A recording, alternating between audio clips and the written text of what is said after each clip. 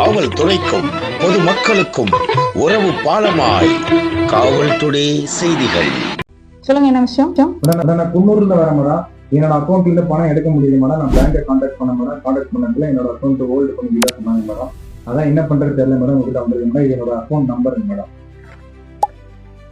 Last week உங்க அக்கௌண்ட்டுக்கு வந்து ஒரு 8 lakhs டிரான்சாக்ஷன் ஆயிருக்கு. அந்த அமௌண்ட் எப்படி வந்தது? ஆமாங்க மேடம். போன வீக் வந்து பாத்தீங்கன்னா என்னோட ஆன்லைன் ஃப்ரெண்ட் வந்து எனக்கு ஃபோன் பண்ணி ஒரு அக்கௌண்ட்ல ஒரு அமௌண்ட் வரும், அந்த அமௌண்ட் எடுத்து கொடுத்தீங்கன்னா அவங்க ஒரு 10,000 ரூபாய் கமிஷன் தரேன்னு சொன்னாங்க மேடம். அதுக்காண்டி நான் அந்த வந்த அமௌண்ட்டை அவங்க எடுத்து கொடுத்து 10,000 ரூபாய் எனக்கு காசு வாங்க மேடம். ஸோ இந்த உங்க அக்கௌண்ட்ல வந்து அதர் ஸ்டேட்ல வந்து கம்ப்ளைண்ட் ஆயிருக்கு. உங்களுக்கு வந்த அமௌண்ட் வந்து பாத்தீங்கன்னா வந்து ஸ்கேம் அமௌண்ட். அது அந்த அமௌண்ட் என்ன அமௌண்ட்னு சொன்னாங்க? அது ட்ரேட் பண்ண அமௌண்ட்னு சொன்னாங்க மேடம்.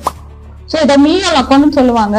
மியூல் அக்கௌண்ட் அப்படிங்கிறது வந்து பாத்தீங்கன்னா ஆன்லைன் ஃப்ராட் மூலமா வந்து பொதுமக்களை ஏமாத்தி திருடிய பணத்தை ஸ்கேமர்ஸ்க்கு வந்து எடுக்கிறதுக்கு வந்து ஒரு வங்கி கணக்கு தேவைப்படும்.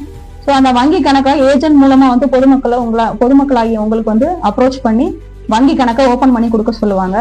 இப்ப இவர் எப்படி பாதிக்கப்பட்டு வந்திருக்காரு, அது மாதிரி வந்து நீங்க வந்து அவங்க கொடுக்குற ஸ்மால் கமிஷனுக்கு வந்து ஆசைப்பட்டு நீங்க அவங்க ஓபன் பண்ணி கொடுத்துருவீங்க.